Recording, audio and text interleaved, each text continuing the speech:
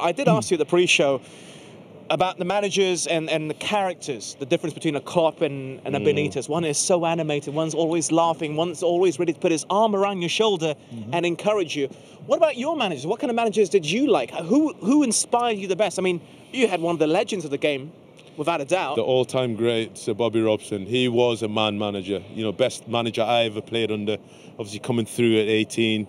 He was like a mentor to me, father figure. He knew when to put his arm around me, knew when I needed a few words. But he was never cold like a Benitez, but right? No. I think. How long did you have him as a coach? So I had 5-6 years as a manager. Because that was my question. Because sometimes you have managers, and Benitez maybe now it's his 4th year. This one. Yeah, 3rd, 4th year. Yeah. Sometimes you have managers that last only a couple of years. Even Pep Guardiola says it in his Barcelona documentary.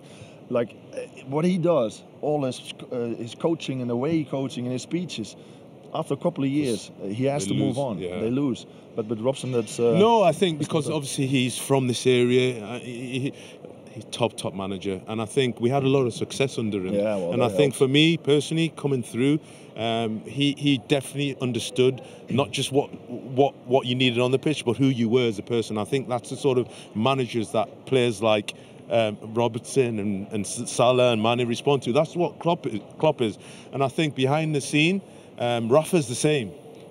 From what I hear from the players, I've never obviously worked under him, but he's different on screen to what he is behind the scenes. But you look at the likes of Klopp, he's more infectious in his nature, and I think the players respond to that. This might sound silly, but I've worked with a lot of players who've worked under Sir Bobby. Did he ever mix up your name? Did he ever call you Sammy? I was Carl Court for the first 6 months. What? Sorry? Carl Court. Oh, Carl Court. He called me Carl Court for the first 6 months when I came into the first team. Don't know whether that was intentional or whether he just doesn't. But for me, it was like, right, I'm going to make sure you know my name, by what I do on the pitch. Remember me. Yeah. So it might have been just something that he wanted me to stand up and show. But he used to get a lot of players' names wrong. I can imagine that. Never having Shearer's, I'm sure.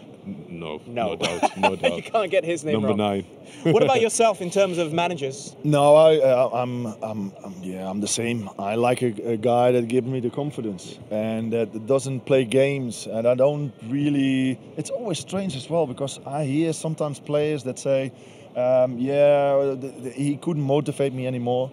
And I was always like, you don't need a coach to motivate you. You have to get the motivation from yourself.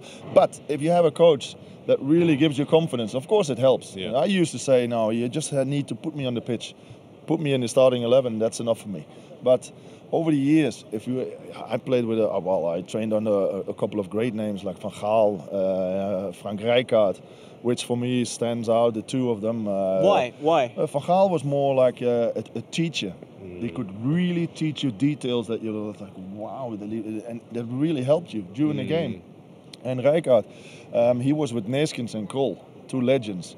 And those 3 together with the national team, that was just, he gives you all it's like a big brother. And it just, like I said, no games. It's just like, tactically he was great. And then as a person, arm around you. Even the guys on the bench were happy with him because he could just explain why you were on the bench. And then everybody's like, okay. I think team spirit's a big thing for a manager because you're managing a lot of egos, and I think the top managers like Pep, like Klopp, they can get, it's more about managing the guys who aren't playing as a manager. A squad of players. Yes, and the top managers, because they have top players who are not playing every week. Yep. They have to, the expectations that they want to play, and if you can make sure you've got a solid group of players who understand what you're trying to do, where you're trying to go, I think that's what makes a top manager, because you're managing a lot of people who aren't playing as well as the guys who are on the pitch as well. Out of interest, is Van Gaal as crazy as they say? There's that story that he did something which he did outside, he'll be arrested, to try to motivate his players. I mean, you know what I'm talking about. I can't say on TV. Oh, is he crazy? To be honest, no. It's like one of those guys we said before. It's like in and out of the guy in the press conference. That's a difficult. The only negative thing I can say about him is that he might have a split personality. A split personality. Or how do you say that? Like bipolar? Yeah. Like the guy who's going out for the press conference, that's not Van Gaal. Yeah. So then he's like, he's not acting, but so when he's in the dressing room, he's a totally different guy, and he's the one that comes up to you and says, "Hey, happy birthday with your daughter or your sister or your mother," and you're like, "Wow, this guy just really wants to know everything about you," and then he shows it as well. But tactically, he's a master. He will tell you before, just like me.